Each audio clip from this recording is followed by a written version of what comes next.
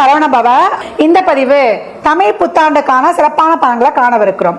வருகின்ற குரோதி வருடம் 12 ராசிக்கும் எப்படிப்பட்ட சிறப்பான பலன்களை அளிக்க இருக்குது என்பதை நம்ம இந்த பதிவுகளில் தெளிவாக காணவிருக்கிறோம்.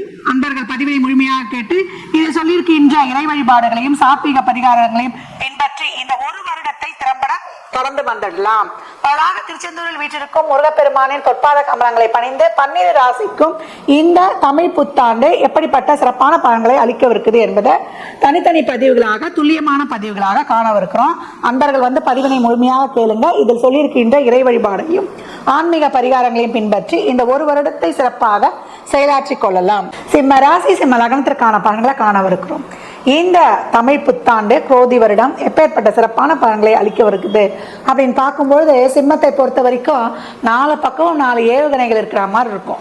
இந்த வருடம் நாங்கள் எப்படிமா கடந்து வரப்போகிறோம் அப்படின்னும் பொழுது ரொம்ப அருமையான வருடம். எப்படின்னா நிதானமாக விழிப்புணர்வுடன் கடந்து வரும்பொழுது அப்படின்னு சொல்லியாச்சு. நிறைய பாசிட்டிவ் வைப்போடு இருந்துட்டீங்கன்னா போதும். இதற்கு தான் இறை வழிபாடு முக்கியம். ஏன்னா 7ல் கண்டக சனி, குரு நமக்கு 10ல் குரு, பதவி பறி போகுமா அப்படிலாம் இந்த சொல்லாடல்லாம் இங்கே நம்ம பார்க்க வேண்டாம். 8ல் ராகு, 2ல் கேது. எப்படிமா இருக்கும் எங்களுக்கு? தொழில் ஸ்தானத்துல குரு, அவர் 5, 8 கூடியவர். 8ஆம் இடம் தொழிலுக்கு லாபஸ்தானம்.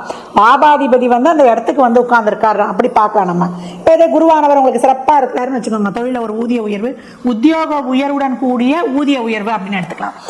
படிப்புக்கு ஏற்ற வேலை. 10ல் குரு வந்தான்னா அந்த இருக்க நிலையில இருந்து ஒரு மாற்றம். இது உங்களுக்கு வேலையை தக்க வைக்க போறீங்களா இல்ல வேலையை விட போறீங்களா என்பது உங்க சுய ஜாதகத்தை ஆய்வு செய்யும் போது நமக்கு தெளிவா தெரிஞ்சிடும் அப்படின்னு சொல்லலாம். இதே தசாபதி சிறப்பு இல்ல, குருவான சிறப்பு இல்லைன்னா மேலதிகாரி உடன் பரிபுரிவர்களை அனுசரித்து அந்த ஒர்க் பிரஷரை கடந்து வேலையை விட்டு நம்ம ஜீவனம் இல்லைன்னு அதுல கவனமா கையாண்டுடணும். இந்த 2 வேரியேஷன்களையும் பார்த்து கொண்டுடுங்க அப்படின்னு சொல்லலாம். இந்த காலகட்டம் சிம்மம் பெரிய முதலீடுகள் எல்லாம் கால் வைக்காதீங்க. அதே போல நான் உங்களுடைய பிள்ளைகள் சார்ந்த விஷயங்கள்லாம் உங்களுக்கு சிறப்பாக கை கொடுப்பது, ஆடம்பர அத்தியாவசிய பொருட்கள், வண்டி வாகன சேர்க்கை, ஒரு தங்கத்தில் ஒரு முதலீடு செய்து கொள்வது, உங்கள் வாக்கு இது வரைக்கும் ஒரு பிரச்சனையாக இருந்தது, உங்களுடைய செல்வாக்கு இப்போல்லாம் கூட நம்ம மாறத்துக்கும் இப்போ அந்த காலகட்டம் ஒரு மதிப்பு இருக்கும் அப்படின்னு சொல்லலாம். அதே போல் நம்மளுடைய முகம் சார்ந்த ஒரு ENT சம்பந்தமான தொடர்பு, அதே போல் ஒரு அடிவயிறு சம்பந்தமான ஒரு ஜீரண உறுப்புகளில் இருக்க பிரச்சனை, அதே போல் காரம், புளிப்பு, அசைவ உணவுகளை இரவில் சாப்பிடக்கூடாது. அதை மட்டும் கொஞ்சம் கவனப்படுத்திக்கோங்க. மற்றபடி பண வருவாயிலிருந்து உங்களுக்கு தொழில் நிச்சயம் உண்டு, தொழிலாளர் வருமானம் உண்டு, தொழிலில் பதவி உண்டு. வேலை மாற்றம் கிடைச்சா தயவுசெய்து மாற்றிக்கோங்க. குழந்தைகள் பிறப்புக்கான ஒரு வைத்தியம், அதற்கான செலவுகள், சுப காரியங்கள் நடைபெறுவது, சுப செலவினங்கள் பண்ணுவது, கணவன் மனைவி நிறைய விட்டு கொடுத்து போங்க. விட்டு கொடுப்பவர் கெட்டு போவதில்லை.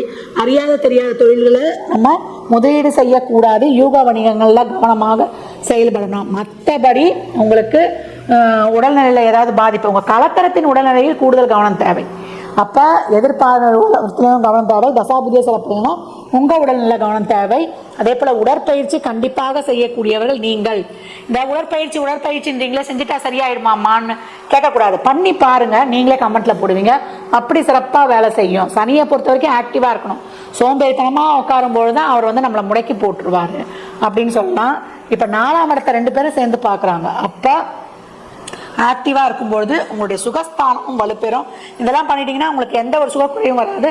உங்கள் வசதி வாய்ப்புகள் தான் பெருகும் அப்படின்னு சொல்லலாம். அனைத்திற்கும் நல்ல பலன்கள். என்ன, முதலீட்டில் கவனமாக இருக்கணும். தொழில் செய்கிற இடங்களில் கவனமாக இருக்கணும். புதிய தொழிலெலாம் ஆரம்பிக்கிறதுக்கு இப்போ உரிய நேரம் கிடையாது.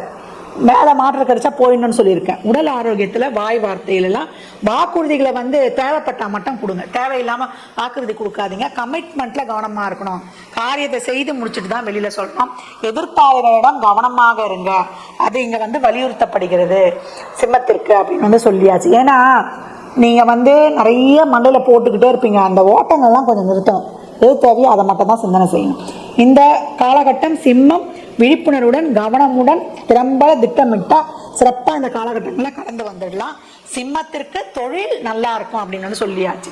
அப்போ மற்ற விஷயங்கள்ல கவனம் தேவை.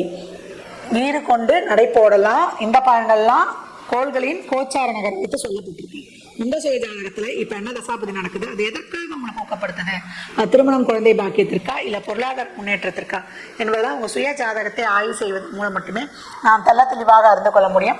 இந்த காலகட்டம் சிம்மராசிக்காரர்கள் வந்து நிறைய இறை வழிபாடு, மலை மேல் இருக்கக்கூடிய தெய்வங்கள், அதே போல பழனி முருகன், அதே போல திருவண்ணாமலை கிரிவலம் செய்வது, தீபமிட்டு வழிபடும் பொழுது, நிறைய அன்னதானம் தரும் பொழுது, காளியை வணங்கும் பொழுது, காளி எந்த வடிவமானாலும் இருக்கலாம், ஆகால நேரத்தில் காளியை வழிபடும் பொழுது உங்களுக்கு அபரிமிதமான பலன்களை கண்கூடாக பார்க்கலாம். செல்வ செழிப்பிலிருந்து, தேக ஆரோக்கிய முன்னேற்றத்திலிருந்து, எதிரி தொல்லைகளிலிருந்து அனைத்திலும் வெற்றி மட்டுமே உங்களுக்கு கிட்டும் அப்படின்னு கேட்டால் அது மிகையே கிடையாது. சிம்ம ராசி லக்னக்கார அன்பர்கள் வாழ்நாள் முழுவதும் சிறப்பான பலனை அடைவதற்கு என் மனமார்ந்த வாழ்த்துக்களை தெரிவித்துக் கொள்கிறேன்.